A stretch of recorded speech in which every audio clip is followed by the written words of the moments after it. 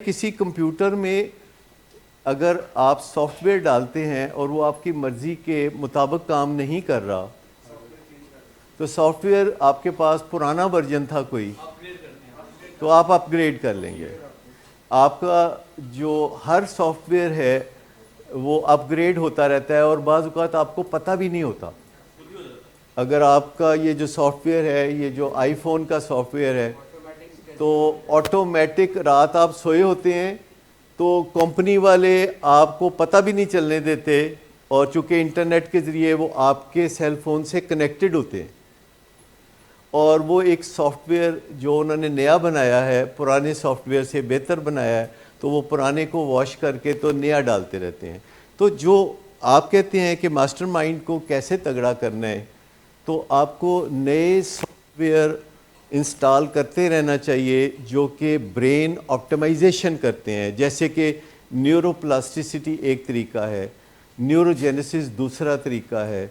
इसी तरीके से जब आप किसी किस्म की ट्रेनिंग्स में जाते हैं तो आप अपने मास्टरमाइंड को अपग्रेड कर रहे होते हैं।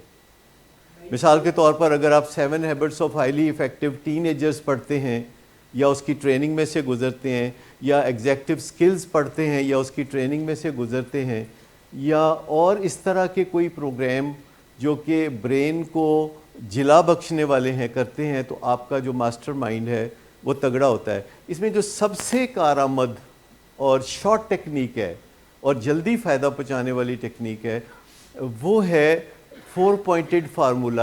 हम कहते हैं 4 पॉइंटेड फार्मूला +1, कि आप वो 4 नुकात बहुत तेज़ी से अपने दिमाग में दोहराते हैं और अपने ब्रेन को सिखाना शुरू करते हैं कि तुम ज़रा पीछे हटो और माइंड को ज़रा आगे आने दो।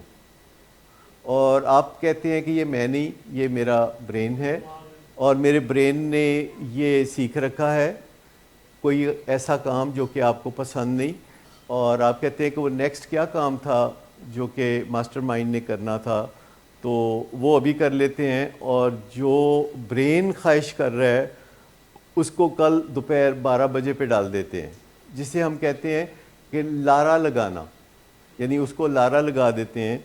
और इससे ब्रेन को मैसेज मिलता है कि मुझे अब मिलता है हमेशा लारा, और जो तरजीह मिलती है वो मास्टरमाइंड को मिलती है। तो ब्रेन फिर बहुत जल्द समझ जाता है कि मैं सेकंड इन कमांड हूँ, मैं रोबोट हूँ, मुझे अपने मकाम पे ज़रा तसल्ली से बैठ जाना चाहिए और मास्टरमाइंड को मौका देना चाहिए कि वो काम करे। और वो जो गुत्थम गुत्था हुए होते हैं मास्टरमाइंड और ब्रेन, वो आपस में नहीं रहते। और जो मास्टरमाइंड पे जो भी काम होता है आज, महीने बाद वो ट्रिकल डाउन करता है ब्रेन में।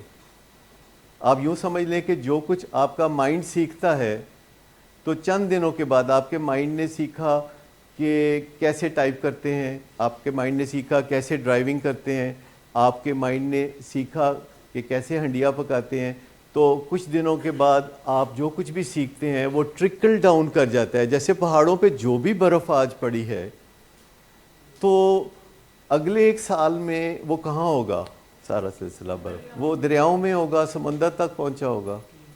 तो आप समझ लें कि मास्टरमाइंड और ब्रेन का जो रिश्ता है, इसको सॉर्ट आउट करना है आपने। गलती से कहीं किसी दोस्त के कहने पे किसी गलत कंपनी में आपने गलत फ़ैसले किए, नशा करने का मामला शुरू किया, फ़न करने का मामला शुरू किया, फ़न आफ्टर फ़न करने का मामला शुरू किया, पर अब आपको समझ आ गई है नुकसानात के बाद, और आप सॉर्ट आउट करना चाहते हैं इस चीज़ को, और आपका जो माइंड है वो ज़िंदगी को बनाना चाहता है, और आपका ब्रेन कहता है कि मैंने तो जो सीखा है वो कुछ और है, और वो आपको उस पर मजबूर करता है। तो अल्टीमेटली आपने अपने मास्टरमाइंड को तगड़ा करना है, और इतना तगड़ा करना है कि वो अपनी रिट इस्टेब्लिश कर दे ब्रेन के ऊपर।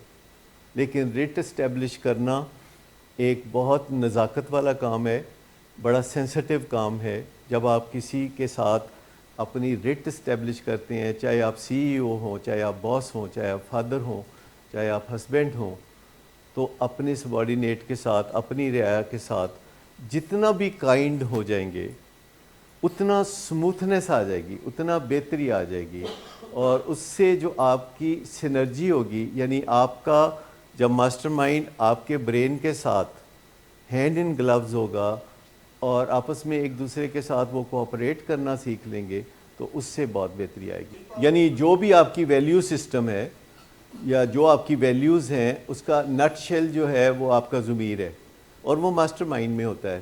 اور جتنا اس کو ہم کہتے ہیں ڈسکریپنسی اسٹیبلش کرنا, یعنی اگر آپ اپنی موجودہ سچویشن اور اپنی بیسک ویلیوز کے درمیان مقابلہ کر کے دیکھیں, تو آپ کو کئی دفعہ بہت اچھی طرح احساس ہو جاتا ہے کہ یہ جو کام ہم کر رہے ہیں ڈرگس, یہ جو ڈسکریپنسی اسٹیبلش کرنا ہے, یہ ایک تھراپسٹ کا یا کاؤنسلر کا کام بھی ہوتا ہے کہ آپ کی موجودہ سچویشن اور آپ کی ویلیوز کے درمیان کیا فرق ہے, اور اس فرق کو واضح کرنا کہ آپ نے بچپن سے کیا سیکھ رکھا ہے, آپ کی ٹاپ ویلیوز کیا ہیں.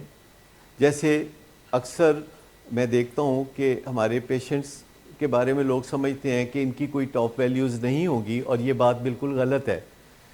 جب میں کبھی اپنے پیشنٹس کے ساتھ سنجیدگی سے بیٹھ کے بات کرتا ہوں تو ان کی جو ویلیوز ہوتی ہیں وہ بہت اچھی ہوتی ہیں. وہ اپنا آئیڈیل کے طور پر جن ویلیوز کو انہوں نے لائف میں سیکھا ہوتا ہے وہ بہت ٹھیک ٹھاک ہوتی ہیں, لیکن وہ نشے کی زندگی میں گہنا گئی ہوتی ہیں, دب گئی ہوتی ہیں. جیسے کسی ملبے کے نیچے ان کی ویلیوز دب گئی ہوتی ہیں, تو ملبہ اوپر سے ہٹائیں گے تو ویلیوز کو ڈسکور کیا جا سکتا ہے. جیسے کہ ہم سٹیپ 4 میں کرتے ہیں, جسے انوینٹری سٹیپ کہتے ہیں, جس میں بئی کھاتہ بنایا جاتا ہے. تو یہ اپنی ویلیوز کو ڈسکور کرنے کا بھی ایک طریقہ ہے. جیسے کہ ہم نئے نظریات کی بات کرتے ہیں, تو یہ وہ سارا طریقہ ہے جو کہ مائنڈ ڈیولپمنٹ کا کام ہے. اور جب مائنڈ ڈیولپ ہوتے ہوتے برین سے تگڑا ہو جائے, اور جب مائنڈ ویجیلنٹ ہوتا ہے تو برین پھر اپنے فرائض منصبی کی طرف واپس چلا جاتا ہے, کیونکہ برین کے پاس کرنے کے لیے کوئی تھوڑا کام نہیں ہے. ویسے آپ کے جسم میں جتنے کیمیکل ری ایکشنز ہیں یا جتنے آرگنز یا فنکشنریز ہیں, ان سب کے پیچھے برین کا ہاتھ ہوتا ہے, اور برین بہت ایفیشینٹ طریقے سے وہ کام بھی کر رہا ہوتا ہے. لیکن اگر آپ کے برین میں اور مائنڈ میں چپکلش ہو, جس سے کہ انگزائٹی جنم لیتی ہے, اس سے بیماریاں جنم لیتی ہیں, جیسے کہ بلڈ پریشر, جیسے کہ دل کی بیماری یا ڈائبٹیز یا کینسر. تو ول پاور تو ہوتی ہی مائنڈ سے ہے, برین سے پاپ اپ آتے ہیں, جبکہ مائنڈ سے ول پاور آتی ہے جو کہ کبھی کام کرتی ہے کبھی کام نہیں کرتی. کیونکہ ول پاور اگر ہوگی تو کام کرے گی, کبھی نہیں بھی ہوتی. جیسے اگر آپ کے بینک میں پیسے ہیں تو آپ چیک لکھ سکتے ہیں, لیکن کبھی بینک میں پیسے نہیں بھی ہوتے.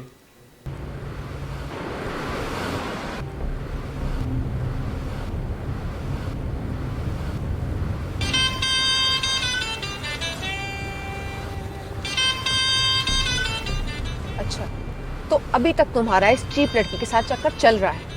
تم کون ہوتی ہو مجھے پوچھنے والی؟ اوکے, اور تم ان گھٹیا لڑکیوں کے ساتھ گلچھرے اڑاتے پھرو تو میں چپ بیٹھوں.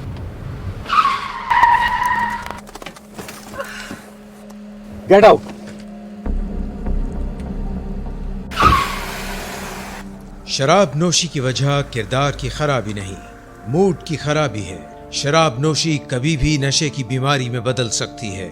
نشے کی بیماری ہر سٹیج پر قابل علاج ہے. مدد حاصل کیجیے, کیونکہ وہ ایسا نہیں کرے گا. ولنگ ویز سے مدد حاصل کیجیے, کہیں سے بھی مدد حاصل کیجیے, لیکن فوری مدد حاصل کیجیے. جس معجزے کے انتظار میں آپ نے بہت دیر کر دی, اب وہ دستک دے رہا ہے. مدد حاصل کیجیے, مدد حاصل کیجیے, مدد حاصل کیجیے.